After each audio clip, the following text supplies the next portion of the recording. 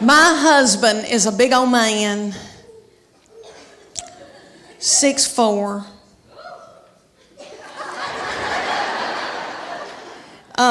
Very Superman-like, broad shoulders, narrow hips. He weighs about 230, 250 if we're all on gluten. I am 5'8". I'm a big girl, and we breed big kids. So we had all these beautiful, tall children. And my girls ended up playing volleyball and travel volleyball all over the United States, but they grew to be 5'8" and 5'9". We thought they were going to be taller. They wanted to be 6 feet so badly, and I finally said, you know, do you really want to go into the transgender store and get your shoes?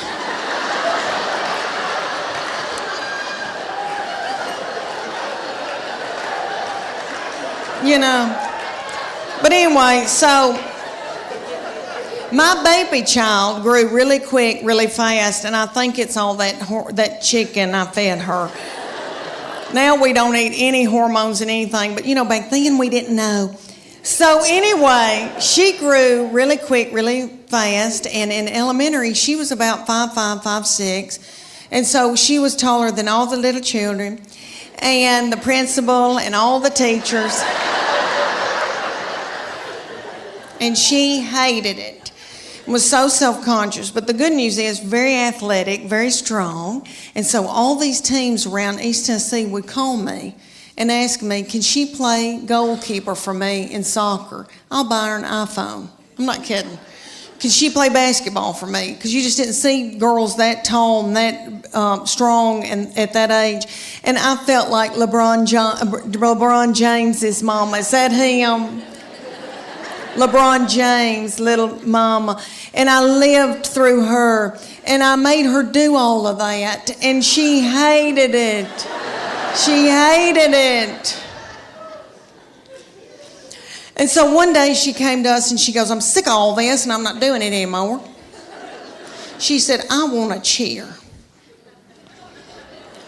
I said, well, baby, we're big people. And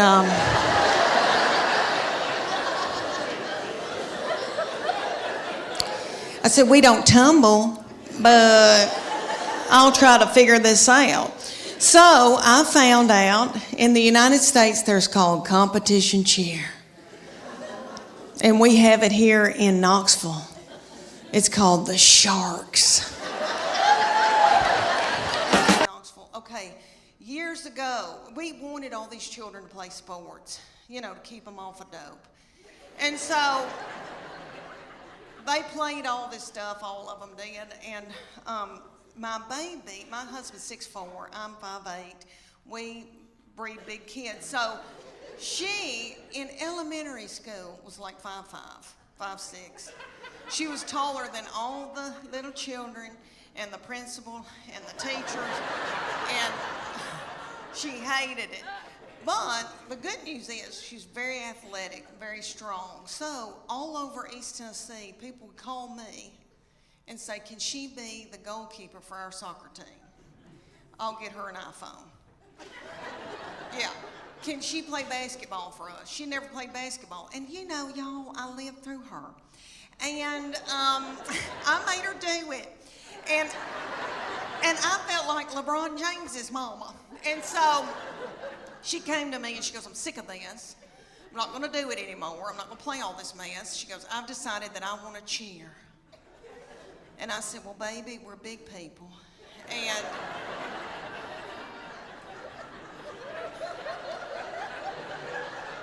I said, we don't tumble, but I'll figure something out. Well, all over the United States, they've got this thing called competition cheer. And it's kind of like, if you don't know what that is, it's kind of like Honey Boo Boo meets the Olympics, really. It's gymnast. They're gymnasts. And there's one in Knoxville called the Sharks.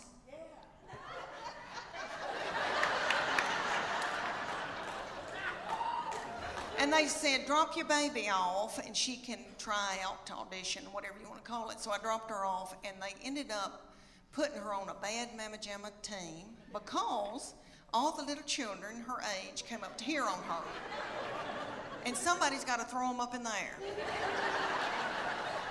So, they were thrilled with her, and they treated us like royalty. But anyway, they said, you're going to come in here twice a week, learn a 2-minute routine. It's going to cost you $150 a month. It's like, okay.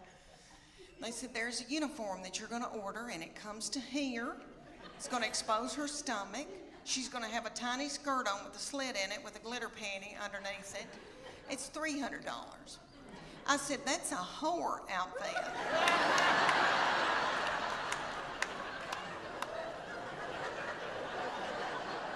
And it came with its own bag of whore makeup. So that all the little children could look alike. And they said, y'all are going to travel to faraway lands and compete against other little whore children.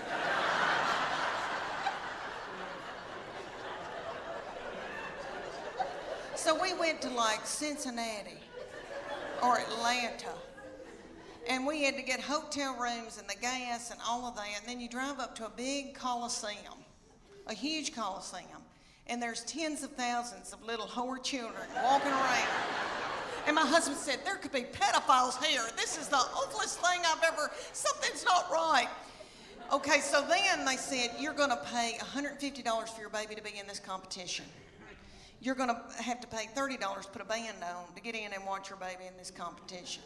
Somebody was selling corn dogs for $15. Okay. They start out with the babies, so it goes from 5 to 18 ages. So the babies come out in a tiny little skirt about the size of a napkin. And they come out to Beyonce's All the Single Ladies. And their little mamas are in their 20s. And they're not bitter yet. And they're in the front doing every move to keep their baby on track because they're babies and they need to be at home breastfeeding. So they move up throughout the day into my baby's age, and they're the reef sharks. They call out that name, honey, for 2.5 minutes. My baby throws little children up in the air, flinging little children, broken out in a sweat, working like a Trojan. Did you see my Spanx? Okay, all right. One of my girls said I look like Miley Cyrus in the Wrecking Ball in my Spanx. But anyway, so she throws these little children up. The little children she's throwing up in the air are the flyers. They call them the flyers. And they're freakishly tiny little children. I don't know where these people come from. Their mamas are freakishly tiny. I mean, I come from big people. I've got thick ankles. I can work in the fields. And the whole time she's throwing them in there, these little girls are going.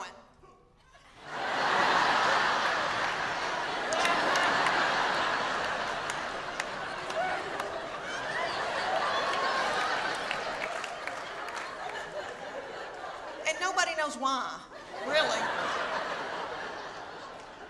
So at the end of the routine, after the 2.5 minutes, the finale, everybody hunkers down on the stage, puts their forehead on the stage, and my baby is the finale. She pops up and has a little child's foot in her hand and holds that child's foot. I would put it all the way up, but my dress is tight in the back. But anyway, she holds this little child up over her head. Are y'all listening to me? I mean, it was a big deal.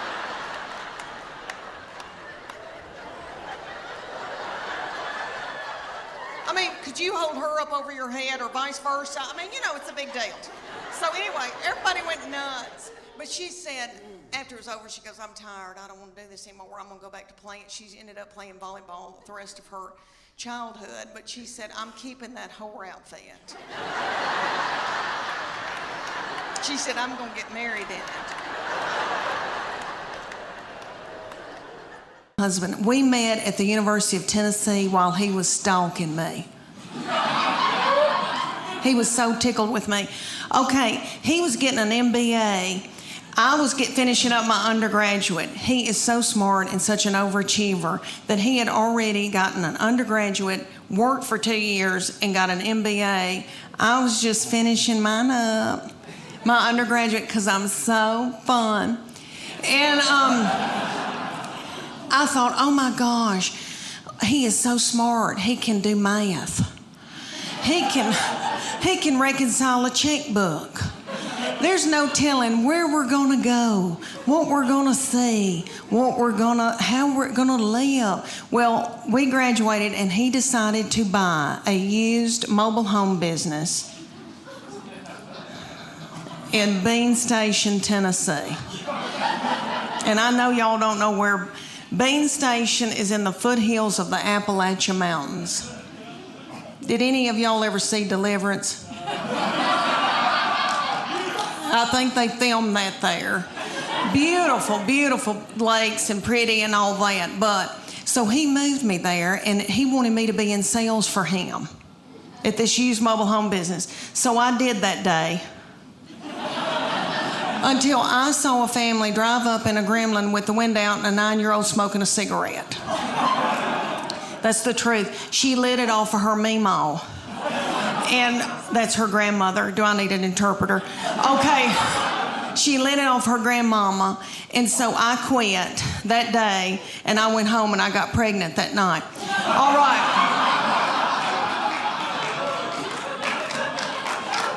Thank you. I had 3 babies in 4.5 years. Yeah, it hurt. It did. I was pregnant and or breastfeeding for 6 straight years in the foothills of the Appalachian Mountains. And let me tell y'all, when I found out about my 3rd baby, I feel terrible how I reacted, but I was so overwhelmed and so tired. But I knew that day I didn't feel right. I thought, what is wrong with me? I'm tired and I kind of feel sick. And I thought, oh my gosh, surely I'm not pregnant this quick after this, because my girls were 20 months apart. So I had to know. I was crazy. I drove to the Walmart in the foothills of the Appalachian Mountains, and I took my 2 babies with me and the diaper bag and all that stuff you take with you, and I went into the Walmart and bought an EPT pregnancy test. I took it in the stall, and I tinkled on it. And my 3-year-old boy looked at me and said, what, is it positive?